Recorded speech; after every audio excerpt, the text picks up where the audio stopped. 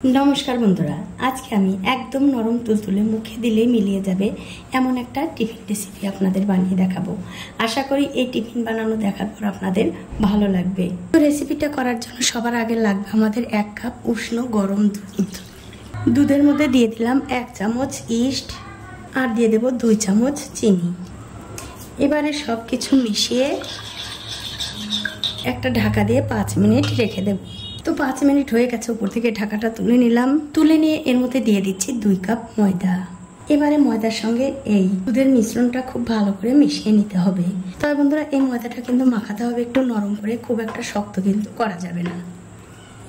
দেখুন সবকিছু দিয়ে কিন্তু আমি খুব ভালো করে মাখিয়ে নিয়েছি। তবে বন্ধুরা আমার মনে হচ্ছে একটুখানি বেশি নরম হয়ে গেছে, তার জন্য এর মধ্যে সামান্য একটু ময়দা দিয়ে আবার একটু ভালো করে মাখিয়ে নেব। দেখুন অল্প অল্প করে ময়দা দিয়ে এই ময়দার ডোটা কিন্তু আমি খুব ভালো করে মাখিয়ে নিয়েছি। এখন আমি এর মধ্যে দিয়ে দিচ্ছি 2 চামচ সাদা তেল। এবারে তেলের সঙ্গে এই ময়দাটা আবারও খুব ভালো করে মাখিয়ে নিতে হবে। দেখুন তেল দিয়ে এই ময়দাটা কিন্তু আমি আবারও খুব ভালো করে মাখিয়ে নিয়েছি। এবারে এই ময়দার ডোটা এরকম হাত দিয়ে একটু গোল করে একটা ঢাকা দিয়ে 1 ঘন্টার জন্য রেখে দেব। তবে ঢাকার উপরে যদি কোনো ছিদ্র থাকে সেটা কিন্তু অবশ্যই একটা কাগজ দিয়ে বন্ধ করে দিতে হবে। তো 1 ঘন্টা হয়ে গেছে, উপর থেকে আমি ঢাকাটা তুলে নিচ্ছি। আর দেখুন এই 1 ঘন্টার মধ্যে ময়দার ডোটা কিন্তু ফুলে কত সুন্দর ডবল হয়ে গেছে। এখন আমি এখান থেকে মানে এই ময়দার মধ্যে যত হাওয়া বাতাস আছে সব বের করে দিয়ে আবার একটু মাখিয়ে নেব। দেখুন এটা কিন্তু আমি আবারও খুব ভালো করে মাখিয়ে নিয়েছি।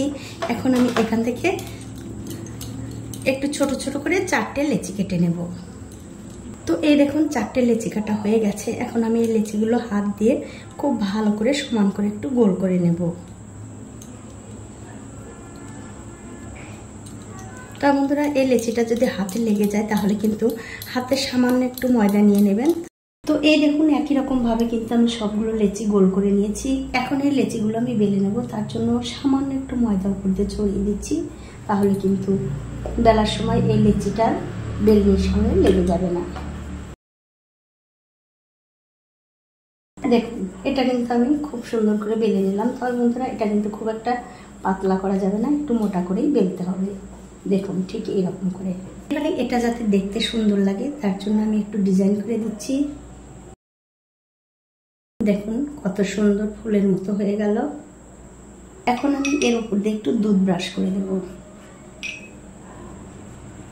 আর আমার এই ছোট্ট চ্যানেলটি যারা সাবস্ক্রাইব করেছেন তাদেরকে অনেক ধন্যবাদ, আর যারা সাবস্ক্রাইব করেননি তাদেরকে সাবস্ক্রাইব করে নেওয়ার অনুরোধ রইল।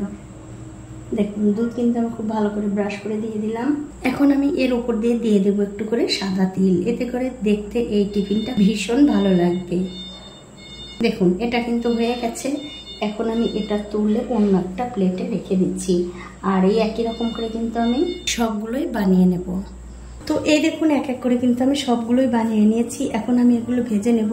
তার জন্য দেখতে পাচ্ছেন একটা ফ্রাইং প্যানে তেল গরম করতে দিয়েছি। তেলটা যখন হালকা একটু গরম হয়ে যাবে এগুলো একটা একটা করে দিতে হবে। তবে বন্ধুরা তেল কিন্তু খুব একটা বেশি গরম করা যাবে না, একদম হালকা গরম করে তারপরে দিতে হবে। আমি একটু উপর দিয়ে তেল ছড়িয়ে দিচ্ছি যাতে উপরটাও ভালোভাবে ফুলতে পারে। আর দেখুন আস্তে আস্তে কিন্তু কত সুন্দরভাবে ফুলে উঠছে। আর যখন এগুলো ভাজবেন বন্ধুরা তখন কিন্তু অবশ্যই গ্যাসের ফ্লেমটা একদম লোতে রেখে ভাজতে হবে। দেখুন আস্তে আস্তে কত সুন্দরভাবে ফুলে উঠছে। কিছুক্ষণ পর যখন দেখবেন এক দিকটা হয়ে গেছে তখন অন্য দিকটা খুব সাবধানে উল্টে দিতে হবে। উল্টে দিয়ে এই দিকটাও একটু ভালো করে ভেজে নিতে হবে। খেতে কিন্তু বন্ধুরা দুর্দান্ত হয়। আপনারা একদিন হলেও বাড়িতে বানিয়ে খেয়ে আমাকে কমেন্ট করে জানাতে ভুলবেন না আপনাদের কেমন লাগলো।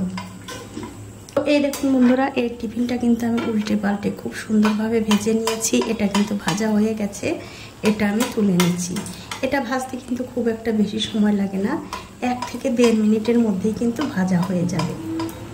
দেখুন এটা কিন্তু খুব সুন্দরভাবে ভাজা হয়ে গেছে। এখন আমি তেল থেকে খুব ভালো করে তেল ছড়িয়ে তুলে নিচ্ছি। আর এই একই রকম ভাবে কিন্তু সবগুলোই ভেজে নিতে হবে।